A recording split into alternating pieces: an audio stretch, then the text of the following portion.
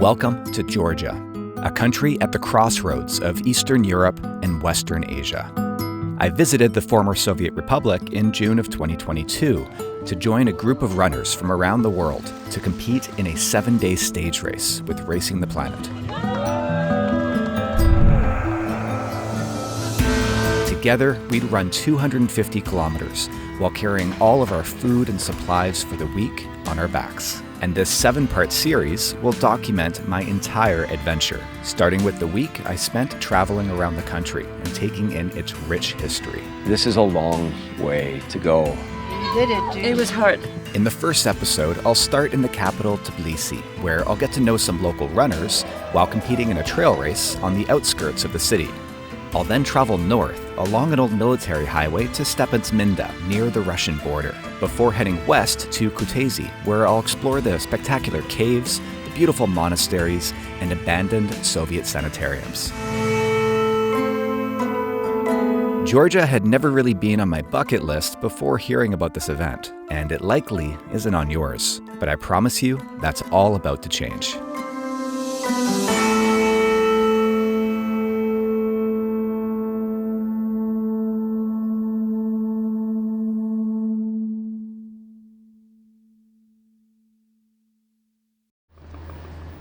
As with many of my adventures, this one started out in a German airport. So I'm here in Munich, in Germany, and I'm just about to hop on my flight to Tbilisi, the capital of Georgia. I left Vancouver yesterday on Wednesday in the afternoon. I had a 10-hour layover here in Germany, and I'm going to be arriving at 4 a.m. on Friday morning in Tbilisi with the time change. And believe it or not, I have somebody picking me up in the morning at the airport, a local trail runner named Irakli, who had reached out to me actually a few months ago. We've been corresponding. And in fact, I've heard from a few others as well over the past few weeks with offers of assistance. And Irakli, when he heard that I was getting in so early, he insisted on picking me up because he knew nothing would be open, and this way I can drop off my bags at his place and go explore the city a little bit before I check into my hotel later in the afternoon. So just a taste of that legendary Georgian hospitality that I've heard so much about.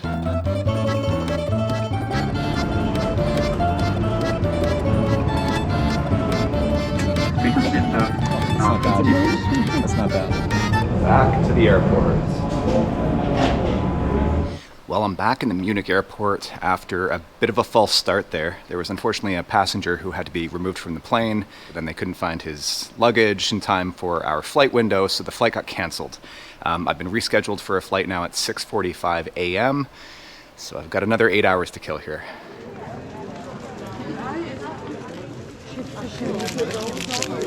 Well, it's midnight now, so everything's closed, so I guess this is dinner tonight and breakfast in the morning. Soon enough, I was back on my way, for real this time. And a few hours later, I finally arrived in Tbilisi. Irakli, how you doing? How are you? Good to meet you. Thank you so much.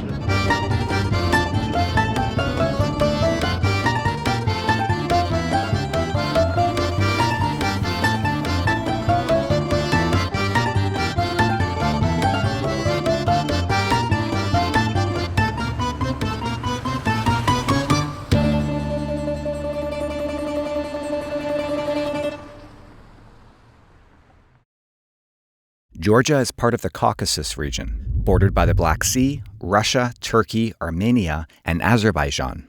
Its capital, Tbilisi, lies in eastern Georgia at an altitude of between 400 to 800 meters and is home to a population of 1.5 million people, a little under half the country's total population of 3.7 million.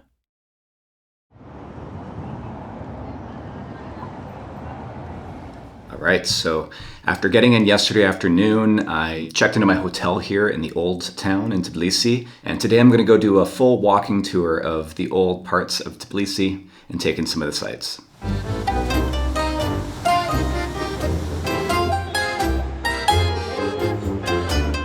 Georgia rests at a strategic intersection between Europe, Asia, and the Middle East. Over the centuries, this has led to it being fought over by the Romans, Greeks, Arabs, Mongols, Turks, Persians, and Russians. After being absorbed into the Russian Empire in the 19th century, it did achieve independence in 1918, but this was short-lived. The Red Army would invade just 3 years later, forcing Georgia to join the emerging Soviet Union until the USSR dissolved in 1991, when Georgia emerged once again as an independent state. Yeah, I'll take that one, please. It's very good. Soviet work, communist work.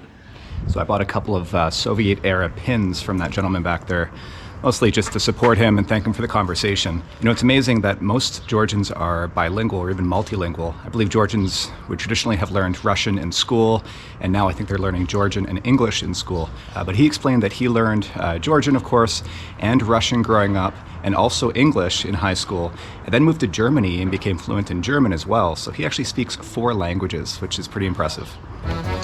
Georgia is well known for its many churches, the oldest dating back to the 4th century. Its largest was completed in 2004, the Holy Trinity Cathedral of Tbilisi, which towers over the city. Regarded as an eyesore to many, its impressive size makes it the 3rd tallest Eastern Orthodox cathedral and one of the largest religious buildings by total area in the world. After exploring the city, I had just enough time before an event that evening for my scheduled tempo run. So I headed back down to the riverfront, pretty much the only flat area around.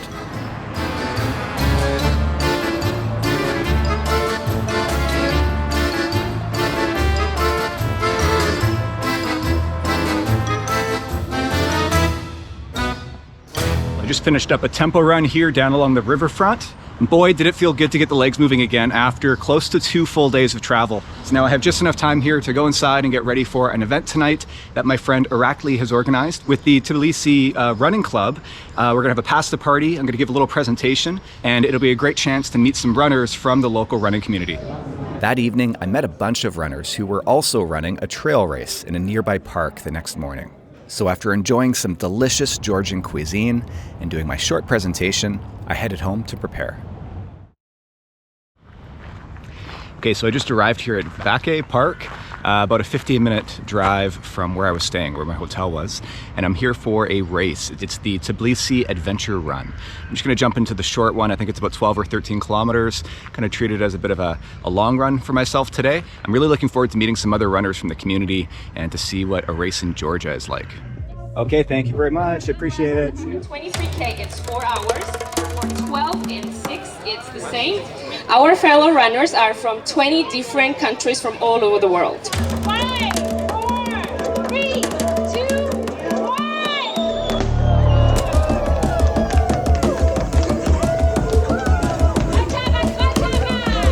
Waiting for you on the finish line. The Tbilisi Adventure Run is a trail race with 3 distances, a 6K, 12K, and 23K, which reaches an elevation of 1,400 meters. I figured the 12K would give me roughly the 90 minutes of running that I had on the schedule for that day, but I had to do my best not to push too hard. How do you feel? It's quite humid, it's pretty hot, but I'm told it's not nearly as bad as it was last week. I guess last week it was about 35 degrees Celsius. So I'd guess it's around 25, 26 right now. But of course, it's only 10 in the morning. The weather is really great. Yeah, it gets hotter, eh? Usually? Yeah, it might get.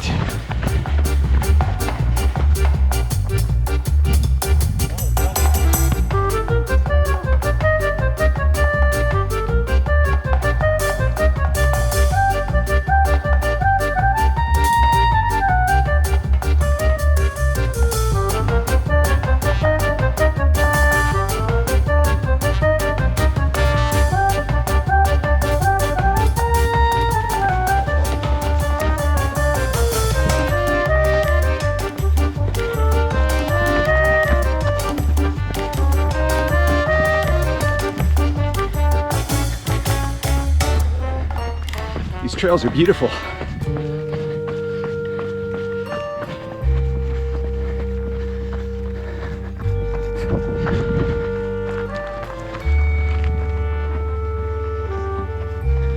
Well, that looks to be the turnaround point up there.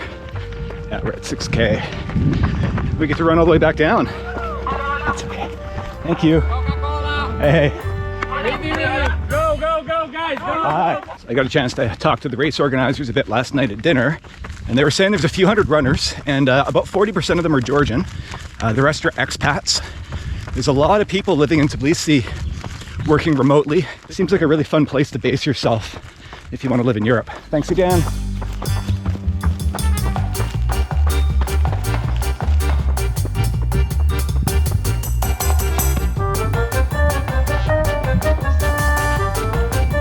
Trying not to trip while I take in the view here.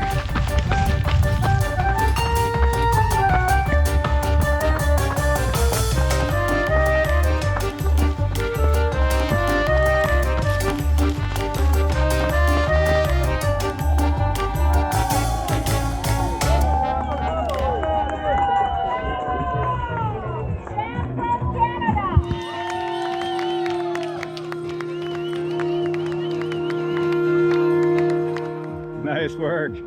How'd it go? The most pleasant, great for me. And Yeah. no muscle cramps, nothing. Nice. Georgie. Oh, hi. Great run. I enjoyed myself on downhill so much. Like, Nice. Nice work, That's man. great. You did well. oh, thanks. I stopped for like 2 or 3 seconds. I'm like trying to do some stuff. Yes, so today we have Tbilisi Adventure Run. This is one of the 2 runs of Tbilisi Adventure series. So my medal is like half of it in the in the autumn. I will hopefully get another half. And it's organized by local guys, Georgian runners. They also do a run on Kazbegi. You go over the glacier. It's fantastic. But today we just run close to the city, and it's like our playground. You know, they run on these trails every day basically. So our running club, we run mostly trails. Even people who come to us from the European cities, who maybe not all of them used to trails, but here they start running trails because this city is fantastic for trail running. In the beginning, it's just basically a Facebook group, but it's growing all the time. Now we have almost like 2,500 members already on the Facebook. We have many expats from different countries, absolutely, from South Africa, from Europe, from United States, from Great Britain, from Poland, Canada as well, but also many local people. The story I tell everyone, like I came for half year to work just for contract, but then I stayed. It's different, you know, it's a very nice country. People are very, very warm, very open. Basically, Georgia is very fine, very nice country, and I think it will develop and it will become much better in the future. It's in Lithuania, you know? So that was a lot of fun. But I just had my rental car dropped off here, so I'm ready to hit the road and head north to Kazbegi, where I'll be spending the next 2 nights.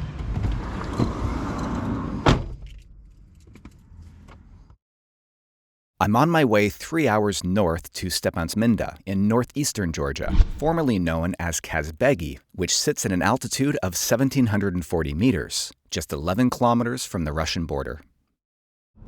All right, so I'm hitting the road here, stocked up on some supplies. I've got some freshly baked cheese bread. I can live off this stuff. You know, it's always a little bit stressful driving in a new country. Fortunately here, at least they do drive on the right-hand side of the road, so I have that going for me.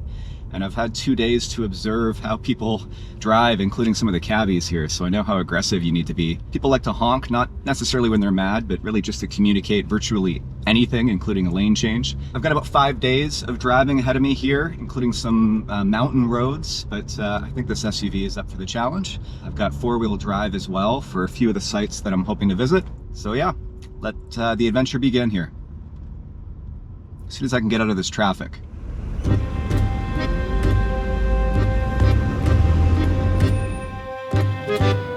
I'm traveling along the Georgian Military Highway, which follows a traditional route used by traders and invaders throughout the centuries, and which is said to be one of the most beautiful mountain roads in the world.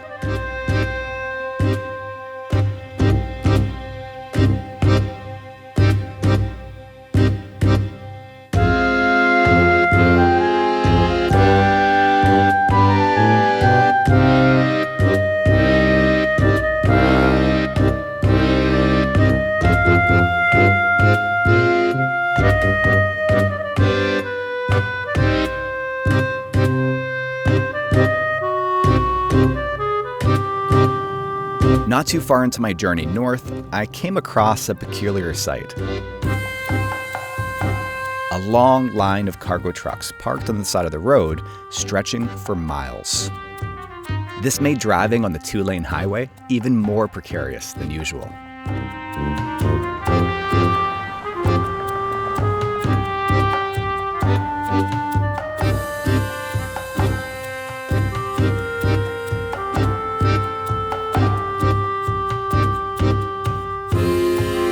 The death toll on Georgia's roads is quite high, and Georgians are known to be fairly aggressive drivers.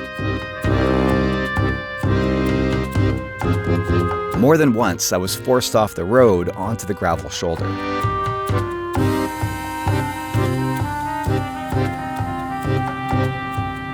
But it turned out that my fellow drivers would be the least of my worries.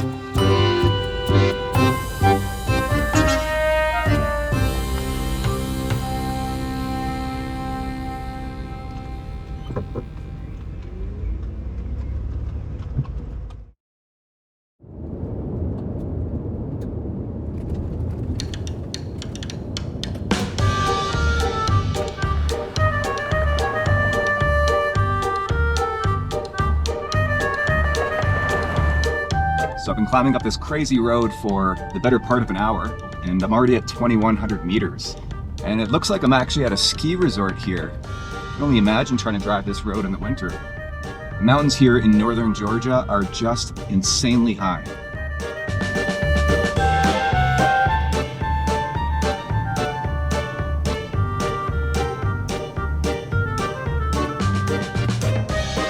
I soon came across yet another long line of cargo trucks, this one even longer than before.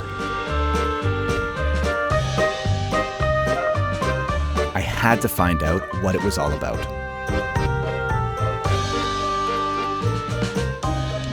It must have something to do with the Russian border. I'm gonna stop and ask somebody here.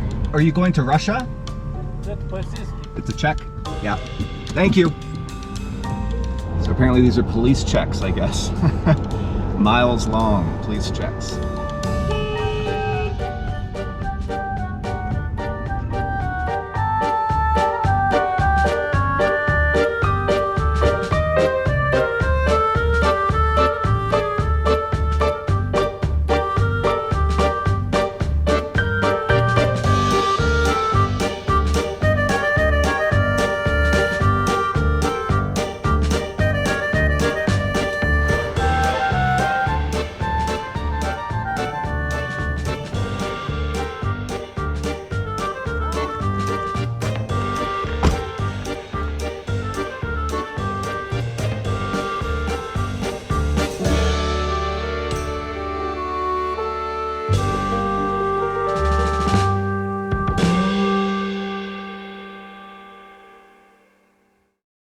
Well, it's early on Monday morning and I'm in the center of town here. I'm just looking for a restaurant that's open.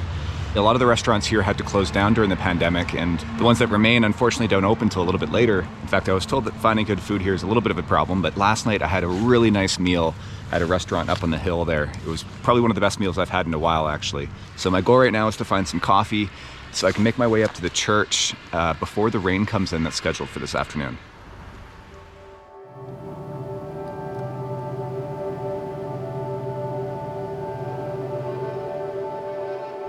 So I just arrived here at the Gergeti Trinity Church, which dates back to the 14th century. This sits high above Kazbegi. I cheated, I drove up here, although there is a hiking trail. And in fact, I believe there's a vertical kilometer trail race that takes place up here and then continues up along the ridge. Georgia is home to some of the highest mountains in Europe, with several over 5,000 meters.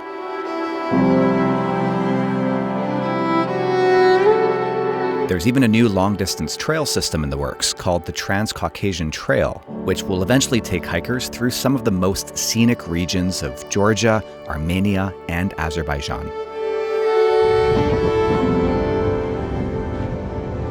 Picked up a nail.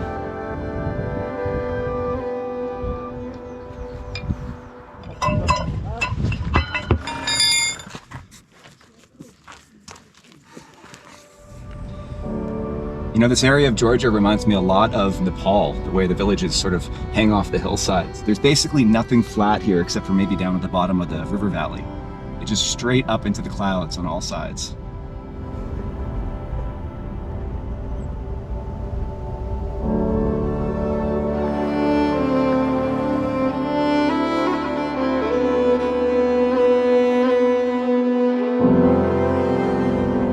So I just left Kazbegi and I'm passing by the first of these convoys of parked cargo trucks heading for the Russian border that I saw on the way up here. And I talked to a Russian guy yesterday named Nikola while I was waiting to get my tire fixed. He was on his way from Russia through Georgia to Romania, I guess for vacation with his dad. And he's telling me that these convoys are something that are fairly new as far as he knows. He's not sure exactly what they're looking for, but they are police checks. They're obviously inspecting all the vehicles. And apparently the backup, the wait time is as long as 2 weeks.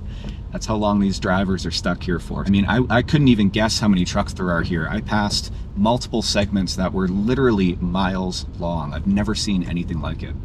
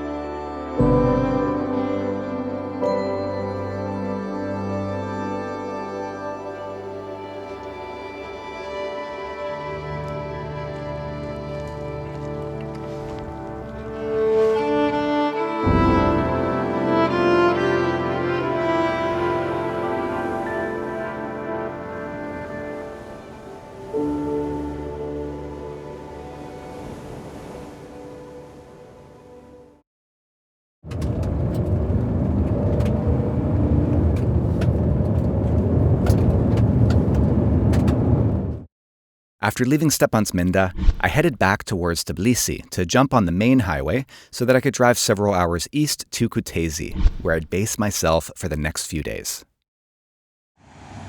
Kutaisi is the third most populated city in Georgia, and it's one of the oldest continuously inhabited cities in the world.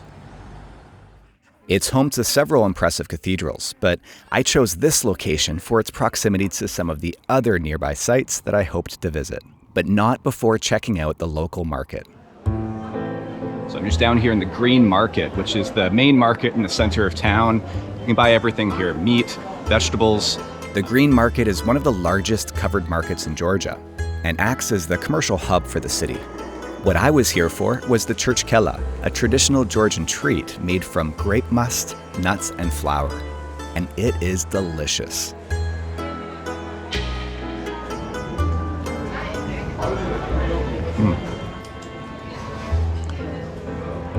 So just to give you a sense of what things cost here in Georgia, I was able to rent an apartment here in Kutaisi with a small kitchenette for what comes out to about $21 US a night. And my hotel in Kazbegi was only a few dollars more. Now in Tbilisi, it's a little bit more expensive. You know, you're looking at more like $50 a night, maybe $100 US for a really nice hotel.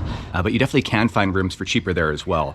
Meals cost maybe about half of what you'd expect to pay back in, you know, in my case in Canada.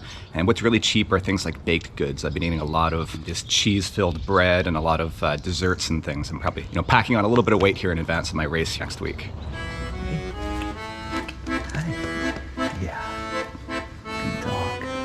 That's our guard dog, Bibi.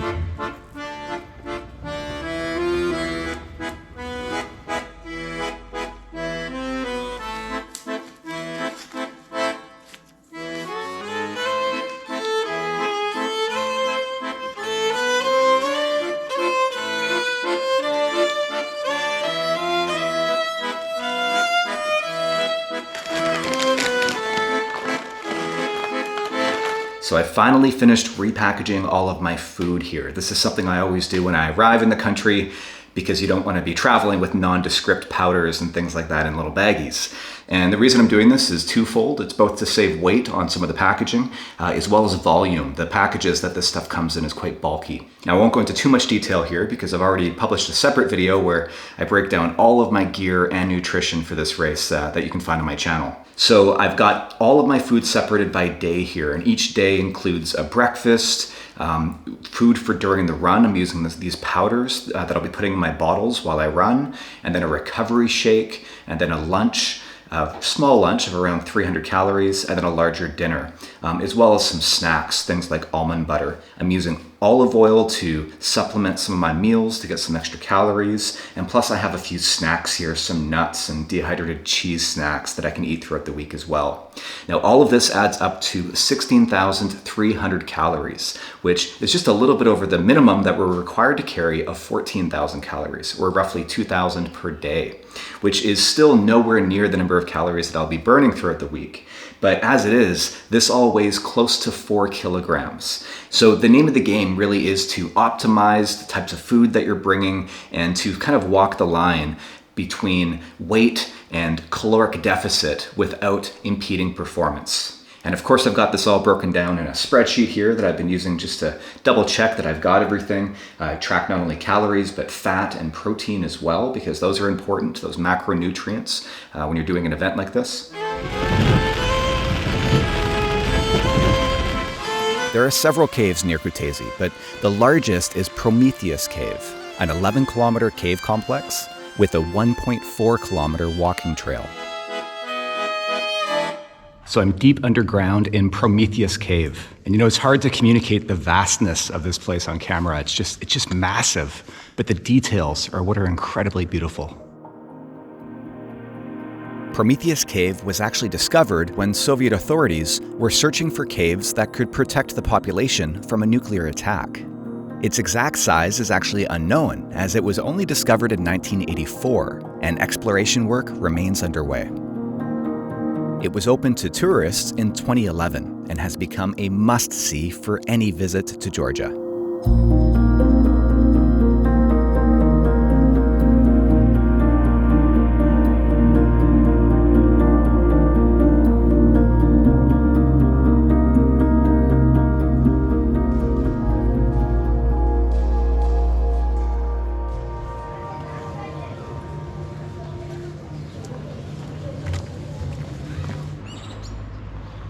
Nearby lies a former resort town, which was a popular spa destination for residents of the Soviet Union.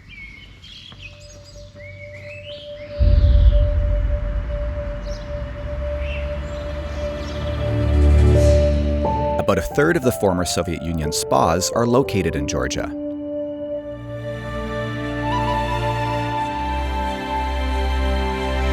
The town had 19 of these sanatoriums and 9 bathhouses built around a large park.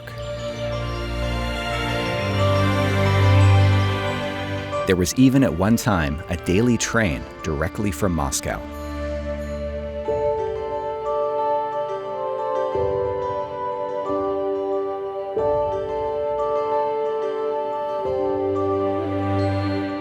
After the collapse of the Soviet Union, the town was abandoned, and these once grandiose buildings were left to decay. It's amazing how quickly nature begins to reclaim what was once hers.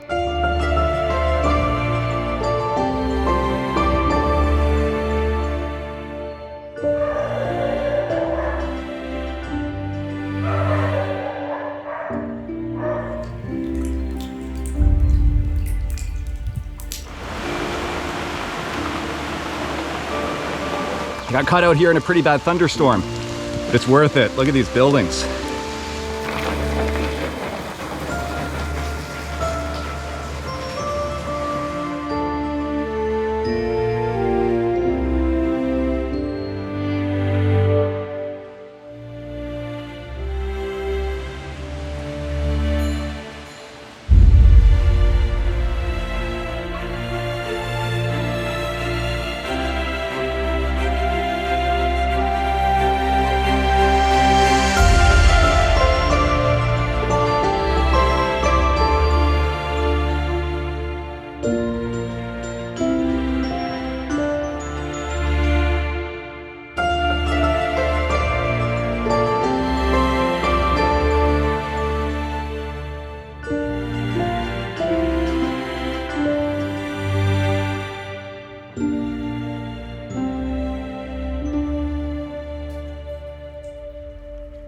Many of the buildings still show evidence of life, while a few are currently being inhabited by internally displaced people.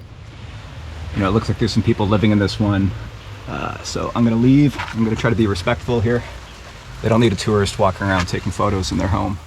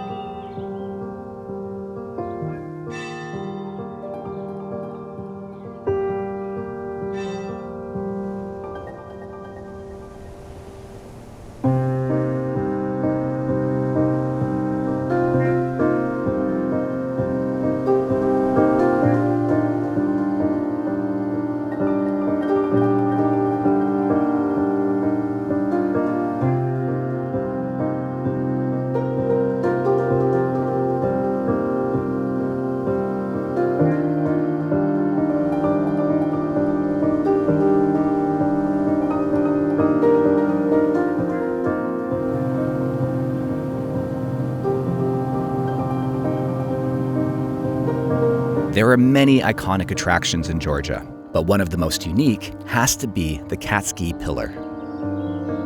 The pillar itself is off limits to all but the monks who make a pilgrimage to the monolith each day in an attempt to get closer to God. This natural limestone monolith is 40 meters high, but its religious significance can't be measured.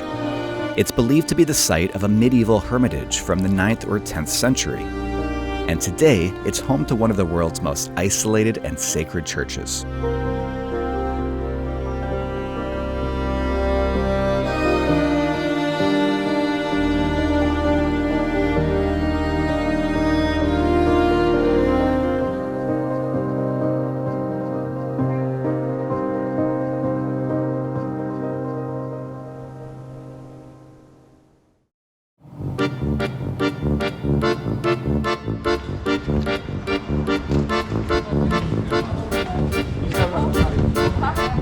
So I'm here in Chiatura, and I came here to check out and hopefully ride the old Soviet-era cable car system. These were built in the 50s to connect the city with the mining settlements that surround the valley here. But unfortunately, the old cable car system was shut down a few years ago and was recently replaced with this brand new French-constructed system, which isn't as exciting as the old rust buckets that were built back in the 50s, but I'm sure it's a lot safer and obviously a huge benefit for the actual residents of the city. But I have to admit, I'm a little bit disappointed, but it's still a beautiful way to see the city in the valley. It's a beautiful area.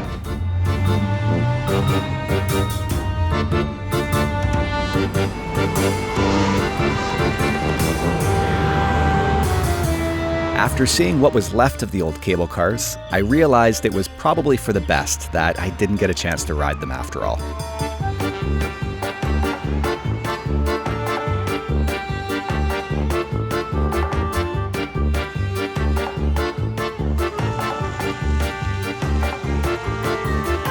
Elsewhere were equally stark contrasts between old and new, as seems to be the case everywhere in Georgia.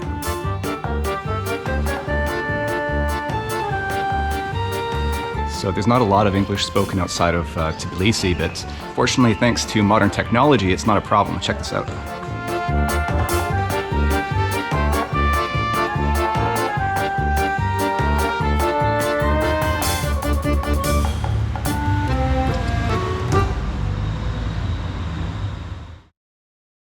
I'm just on my way back to Tbilisi. I've got to drop off the car this afternoon and get a PCR test in advance of heading to camp tomorrow morning. And I've put a lot of miles on this week, and I think it's safe to say I've learned to drive like a Georgian. I definitely wouldn't recommend renting your own car and driving for everyone. It's definitely not for the faint of heart, but you know, I like driving myself in different countries when I travel. It's a nice way to experience another side of a culture, I think. Here, both speed limits and lanes, for that matter, are kind of more like suggestions. It's not uncommon to see even, you know, the rare police officer that you do see driving down the middle of a 2-lane road to pass traffic. But in all seriousness, I hope I don't take some of these habits I've developed back home with me to Canada, because I don't think I'd get very far.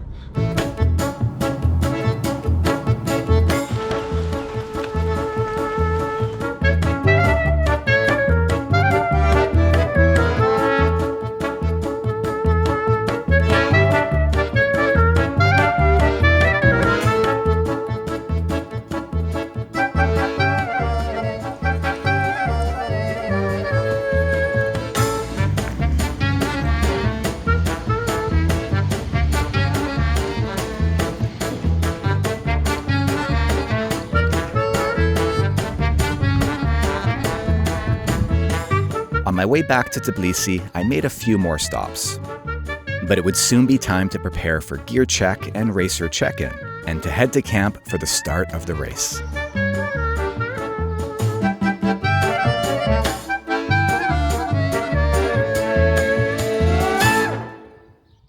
On the next episode of Racing Georgia. So it's Saturday afternoon, and we've arrived here at Camp 1. So there is a chance on this part of the course that you will see some dogs. I did fall way behind on my nutrition. Yeah, let's go back.